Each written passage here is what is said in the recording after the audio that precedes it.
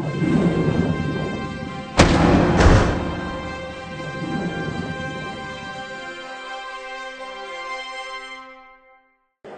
so David, can you tell us how long you've been working with Ben for? I've been working with Ben for 10 years, but we saw a lot of us each other before that, from '98 when I was working with Ian Percy for the Sydney Games, and Bart Simpson as well. So the whole group, and Paul Goodison, the whole group we've been with since '98, but Ben more together with him since 2002. Okay, and how do you get together? Is it a case of he approaches you, or is it like, you know, because you knew each other, you knew you wanted to work together? Well, up until before 2002, when Ben came back from working with One World with the America's Cup, I was working with the Finns, I was working with Bart, having carried on from working with Ian, so it was just a natural progression that joined in, yeah. Mm-hmm. Okay. Can you tell us what a sort of, if there is such a thing as a typical day of training, would involve working into the sort of lead up to the Olympics?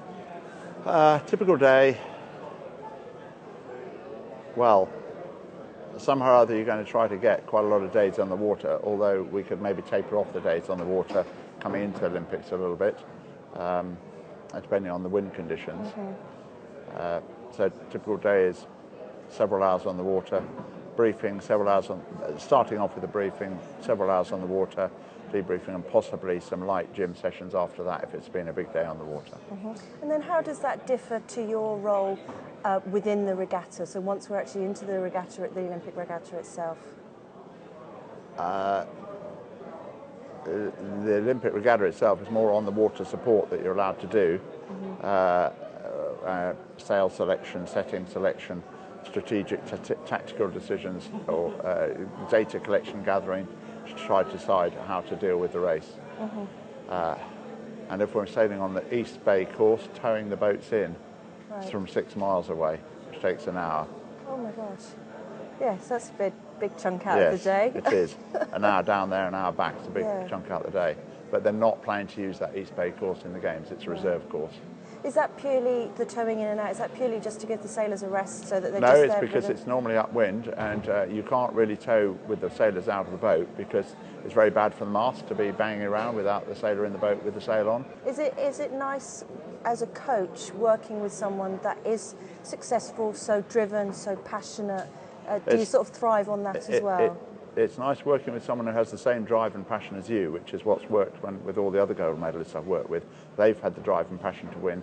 If you have to have it as a coach, otherwise you can't live with their expectations and they'll get upset with you. Mm. How did you get into coaching yourself? I started in '88 coaching Mike McIntyre and Bryn Vale in Seoul when they won the gold medal in the Star, and I'd been sailing up until then. Mm-hmm. Myself. Oh, and sailed after then actually as well in the Olympics in '92 in the Star. Yeah. Wow. So you're a man with all the knowledge, really? Well, 45 years of it, yes, about.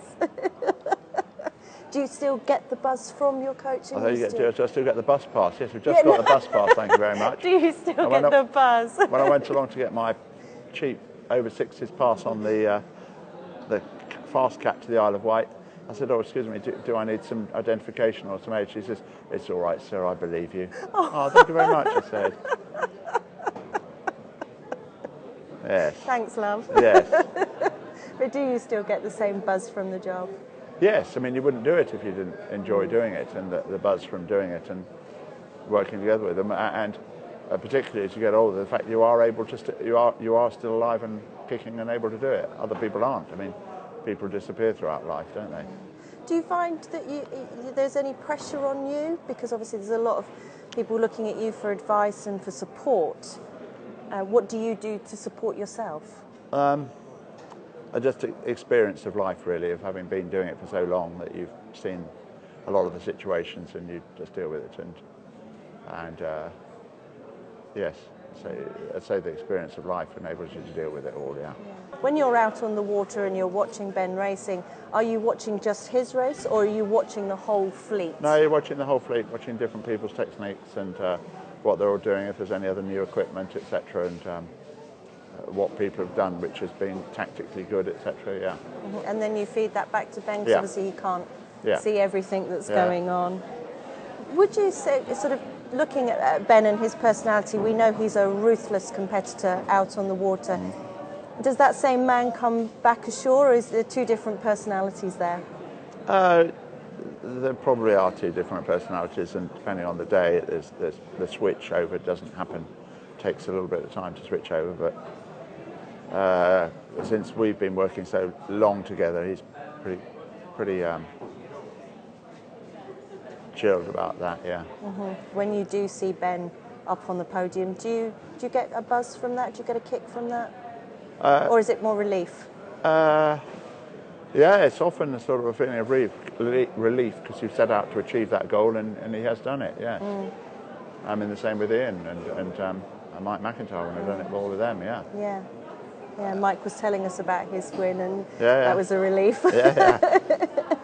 So can we talk a little bit about the fin itself, the boat? Could you sort of talk us very briefly around the boat, what it's like to sail, what conditions it works best in, sort of just some insight into the boat? It's been around since the '52 Olympics when Charles Curry won a silver medal for Britain, so we've had a big, the fin class in Britain has been pretty strong for all those years, and certainly since lotteries funding kicked in, and I've been involved with the coaching, it's had enormous success, which it didn't particularly have in the past so much.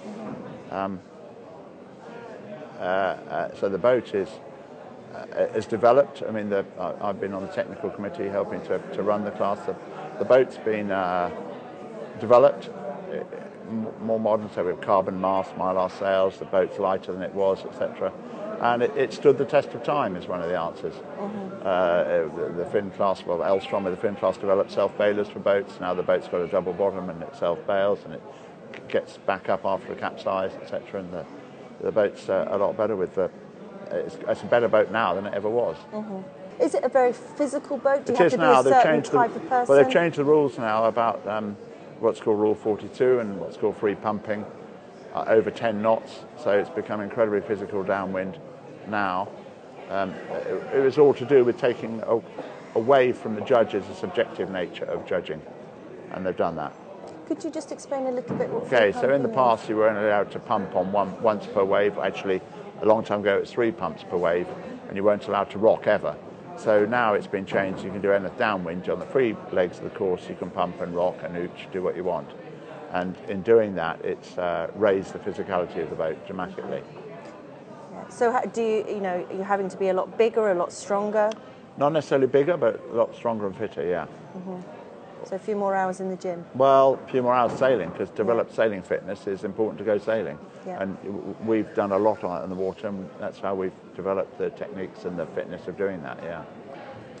Are there any sort of particular countries that you are maybe keeping a closer eye on, or are you just purely focused on yourselves at the moment at this sort of stage in the game? Pretty much you always focus on yourself. You can't affect what others do, but you can affect what you do, so just get on with it and do it. Yeah. When you are coaching Ben, is it a discussion? Is it a two-way process? Yeah, very much so. Yes, it's a discussion. Does he listen to what you say? He probably does. I hope he does. But seems to be working. Well, hopefully he can filter out when I'm talking rubbish too.